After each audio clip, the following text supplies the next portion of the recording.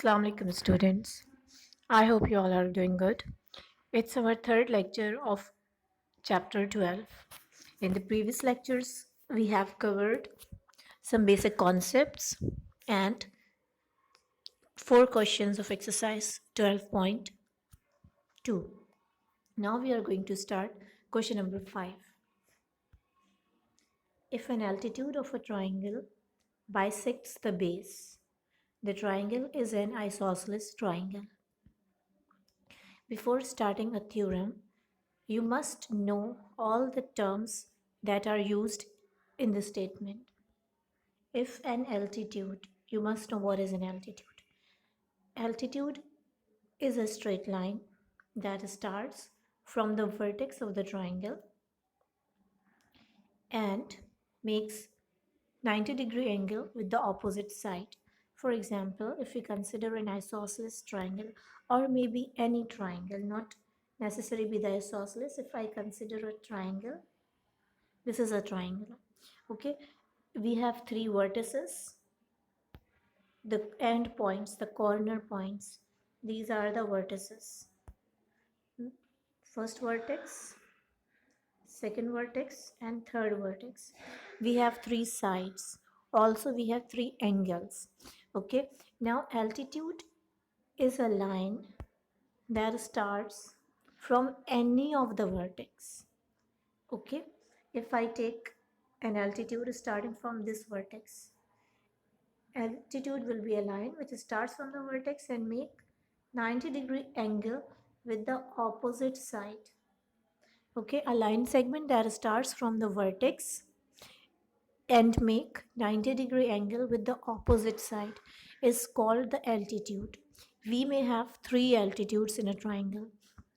Okay, this is the first one. The second one can be starting from this vertex and a line perpendicular to the opposite side. Similarly, the third vertex can be.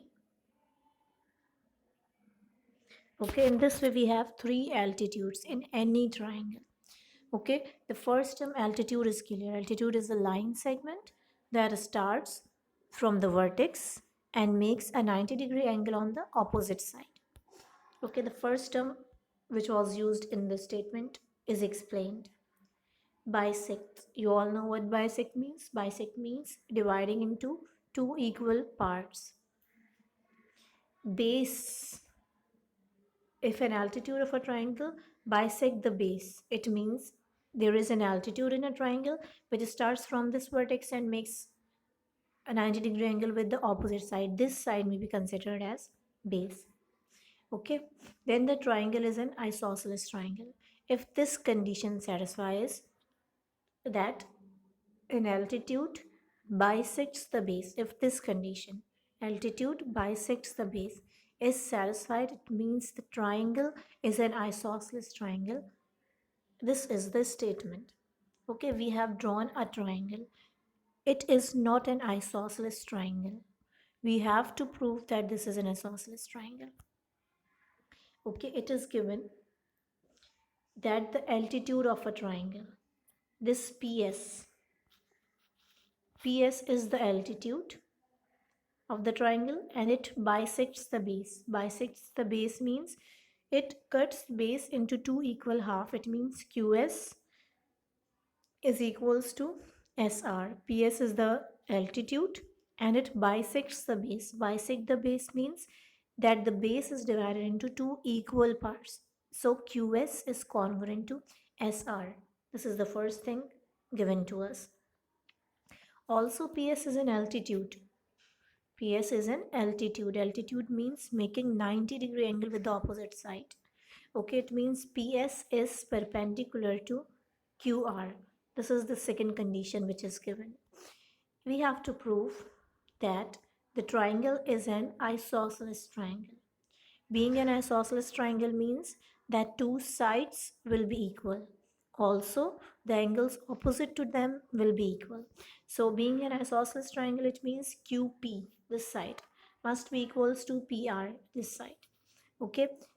two sides should be equal. Also the angle, this angle, if we have considered these two sides equal, then the angles opposite to them, it means this one and this one, will be equal. So the second condition we have to prove is angle Q is congruent to angle R. Okay, this is given to us and this is we need to prove. Now the proof. We can see that there are two triangles made in the diagram. Okay, when we have drawn the altitude, it has become two triangles. Now we are checking the correspondence of these two triangles. So triangle PQS means this one, the first one, corresponds to PRS, this one. Okay, we are checking the correspondence of these two triangles. Checking the correspondence means we are checking what elements of both the triangles are equal to each other. QS is congruent to RS, this side. QS, this one, is congruent to SR, this one. Okay, they both are congruent. Why they both are congruent? Because it is given in the statement. It is given that this side is bisected. Isko bisect kiya means it is divided into two equal parts. So QS is congruent to RS and the reason is PS bisects QR. Bisect means cutting into, dividing into two equal parts. Next, angle PSQ is congruent to, PSQ means this angle. Okay, it is congruent to PSR. PSR means this angle. These two angles are congruent. Why they both are congruent? Because PS is an altitude of QR. When it is an altitude, it means a 90-degree angle. So this one is 90, this one is 90. So both these angles are equal to each other. Reason is PS is perpendicular to QR.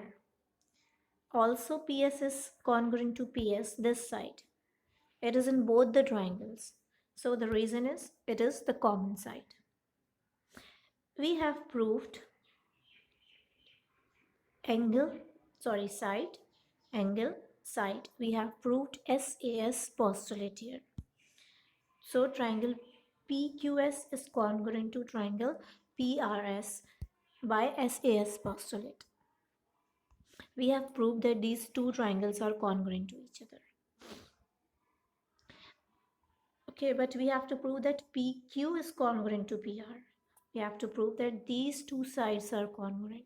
But we have proved that these two triangles are congruent.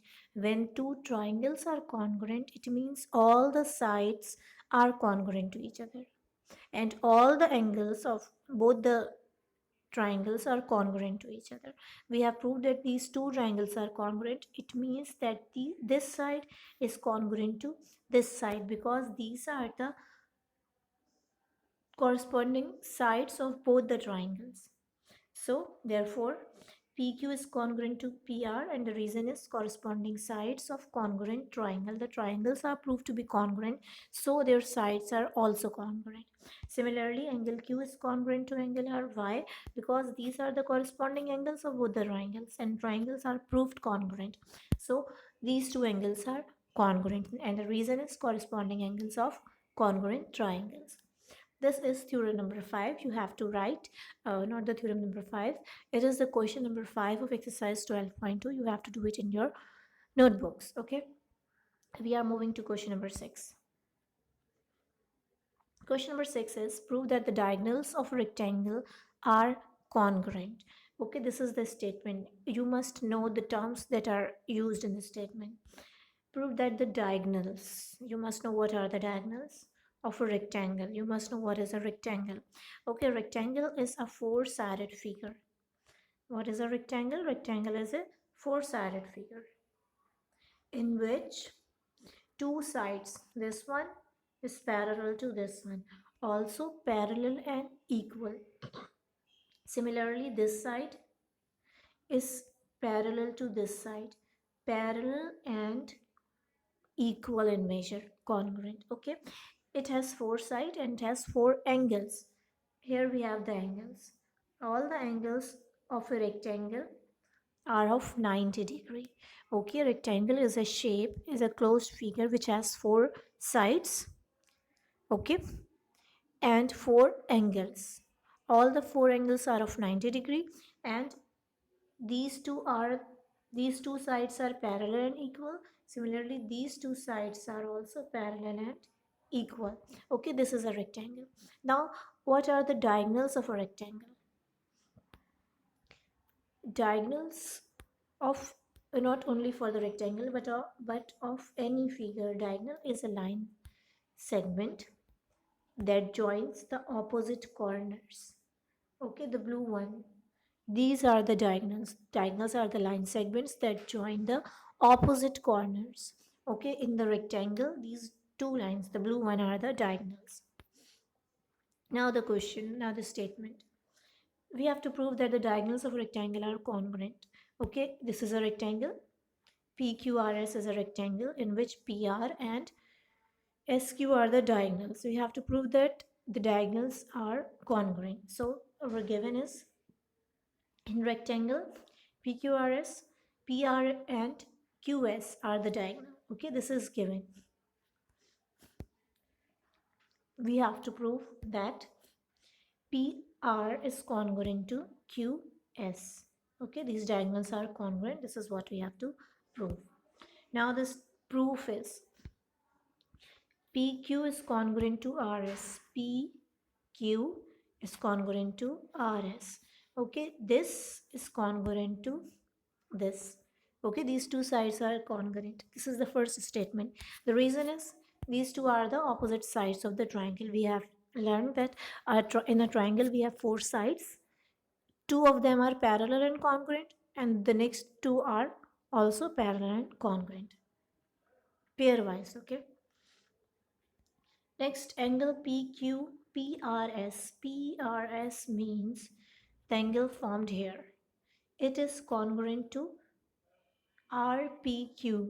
RPQ means this angle. These two angles are congruent. Why they are congruent? Alternate angles PQ parallel to RS and PR cuts them. Okay, let me highlight the angles. PRS. PRS, it means it will be this angle. Okay, and RPQ means this angle. These two angles are congruent. Why they are congruent? We can see that this one and this one is a parallel line. This is my PQ. Okay, let me highlight it in the figure. This one and the top one, I couldn't draw it. Okay, these two are parallel, and this is a line that intersect both of them. So we have learned, we will learn in next theorem that whenever we have two parallel lines and a line intersect both the parallel lines, the angles formed here and here, these are called the alternate angles, and these angles are equal in measure. These angles are congruent. So we have used this theorem here. Angle PRS is congruent to RPQ. The reason is alternate angles. PQ and RS are parallel and PR cuts them. Now we are checking the correspondence of two triangles. The first one is PQR. PQR means this one, this triangle, okay? And RSP. RSP means R. SP means the above one. Let me highlight it if I can. The first triangle is this one. Okay, this is PQR, and the second one is this one.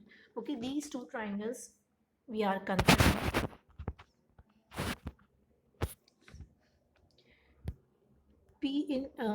Between these two triangles, PR is congruent to PR, this line, because it is in both the triangles. So the reason is it is the common arm. PRS is congruent to RPQ. The angles that we have checked, this one and this one, they both are congruent. We have proved them congruent in the second statement. So the reason is proved above. Angle PQR. PQR means this angle, this one.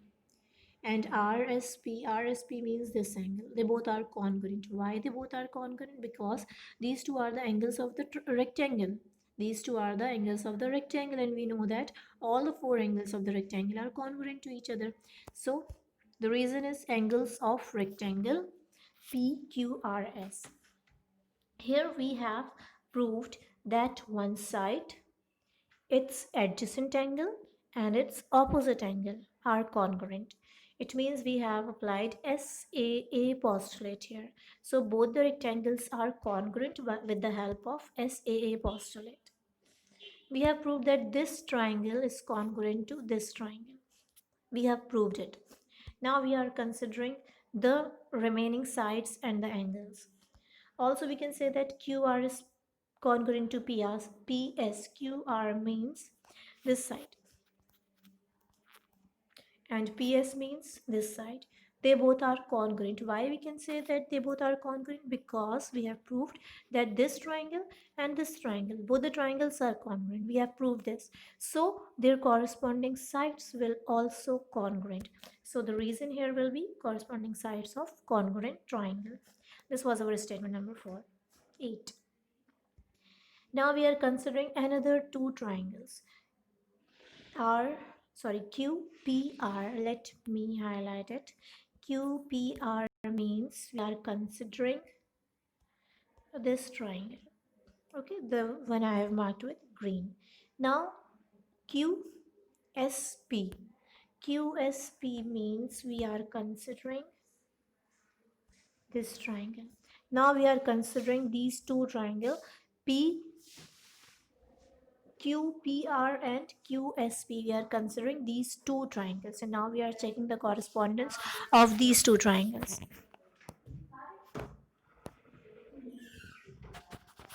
Okay.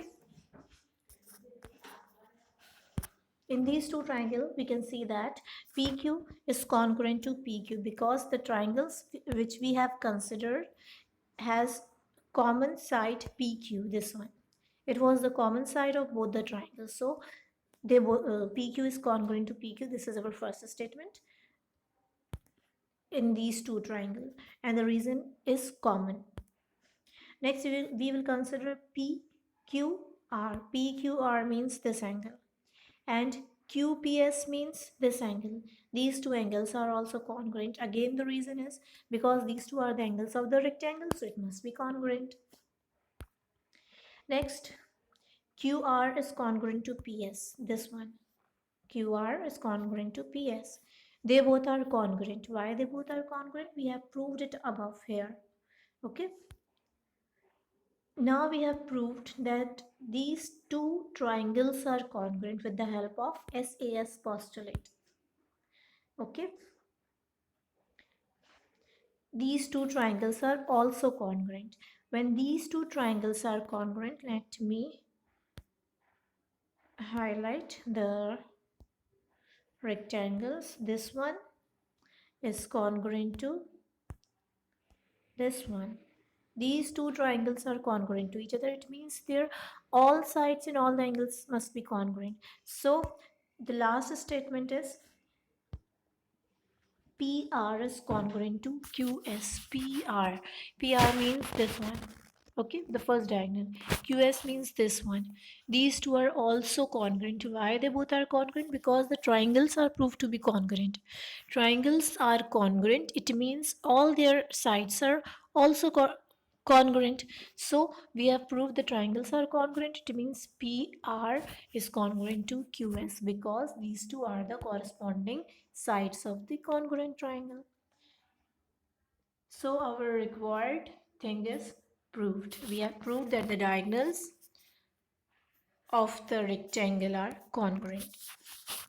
This was our question number 6 of exercise 12.2. The next we have theorem number 2.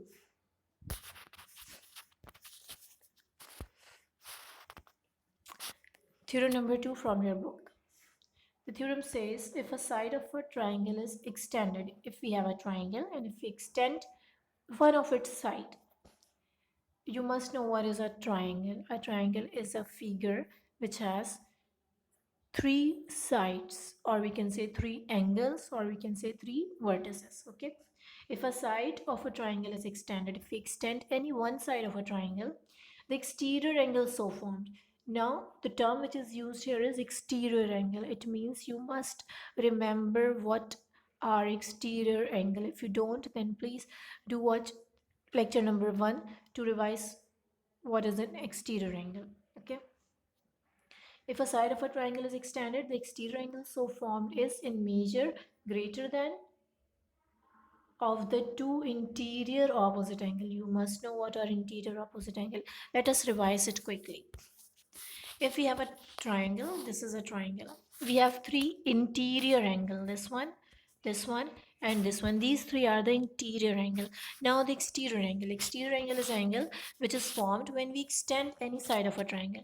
ठीक है, किसी भी एक side को extend किए, this angle which is formed outside the triangle. Okay, in which one arm is the arm side of the triangle and the second arm is the extended side. This angle, the red one, is called the exterior angle. The yellow one are the interior angle and the red one is the exterior angle. Interior opposite angle.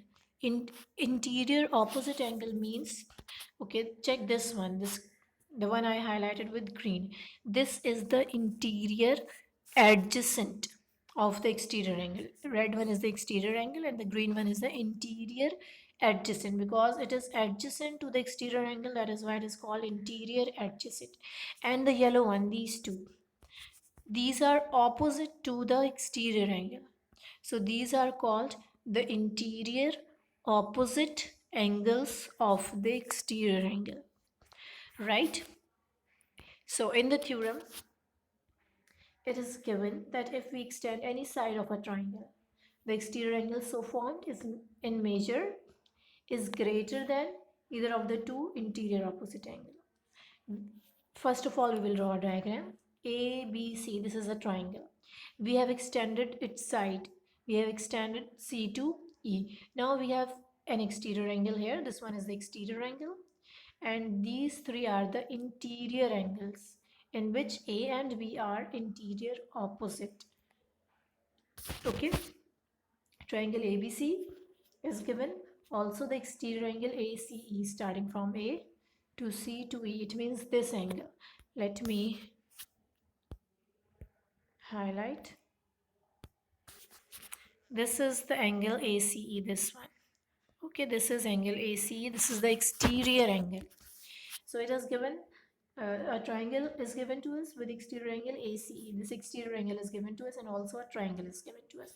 What we have to prove? We have to prove that this exterior angle ACE is greater than angle A, because angle A is its interior opposite angle. Also ACE is greater than angle B. Angle B is also an interior opposite angle.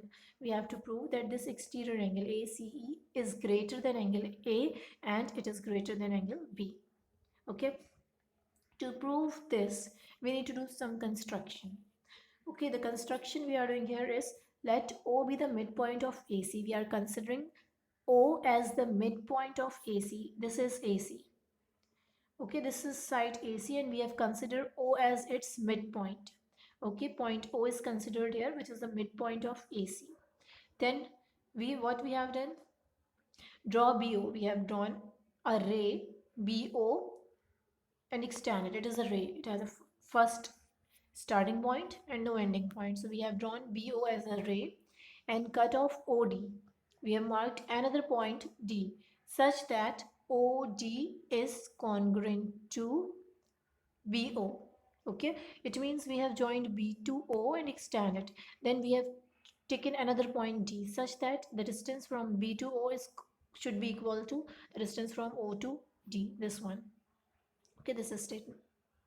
Draw CD. Now we have joined the point D with point C. This is the construction. You may use dotted line to show the construction. Okay. Again we have two triangles, AOB, this one, COD, this one. Let me highlight it so it will be easy. AOB means this triangle and COD means this triangle. We are taking these two triangles and we are checking the correspondence of these two triangles. Okay, the pink one and the yellow one. In these two triangles, it is AO is congruent to CO. AO means this one. It is congruent to OC or CO, both can be written. Okay, they both are congruent. Why they both are congruent? Because of our construction. We have constructed that O is the midpoint of AC. O is the midpoint. It is the center point. Okay, if it is the midpoint, it means the distance from O to A should be equal to the distance from O to C. Our first statement, AO is congruent to CO. The reason is construction. Second, angle AOB. Angle AOB means this angle, this one, is congruent to angle COD. Angle COD means this one starting from C to O to D. Okay, it means the angle is formed here. This angle is congruent to this angle. We can see here that we have two lines like this. Okay, we have two lines that are intersecting with each other. We have learned in theorem number 1 that when two lines intersect each other, we have a pair of alternate angles, this one and this one, and the pair of alternate angle is equal. So this angle is equals to this angle. Okay, angle AOB is congruent to angle COD, and the reason is vertical angle. Theorem number 1, we have learned it. So we have proved one side angle. Now we need to prove another side. BO is congruent to DO. BO means this side. It is congruent to DO. DO means this side. Why they both are congruent? Because of our construction. We have constructed it in this way. Okay. Now both the triangles are proved congruent. Triangle AOB is congruent to triangle COD. We have proved it with the help of SAS postulate. We have proved that both the triangles are congruent. When both the triangles are congruent, when we have proved that both the triangles are congruent, it means all the remaining angles and all the remaining sides are congruent. It means angle A, this one, is congruent to this one. Angle OCD, this one. Okay, angle A, this one, it is congruent to OCD, this one. Let me highlight it. Angle A is this one. Okay, and angle OCD is this one. This one. Okay, these two angles are congruent. Why they both are congruent? Because by the congruence of triangle, the triangles are proved congruent. That is why these two angles are also congruent, because these angles are of the congruent triangles. But major angle AC is equals to OCD plus DCE. Angle ACE, here we have angle ACE. Okay, this is ACE. It is equals to, what happened by, this is ACE. It is equals to angle AOCD. It is equals to OCD, this one, plus this one. Okay,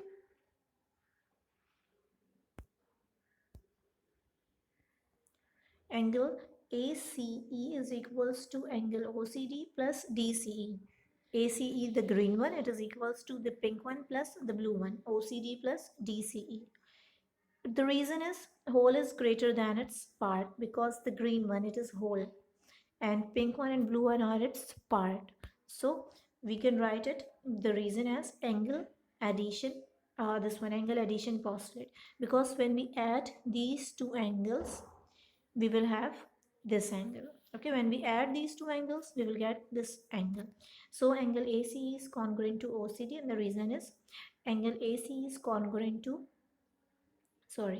major angle ACE is equals to major angle OCD plus major angle DCE. The reason is angle addition postulate.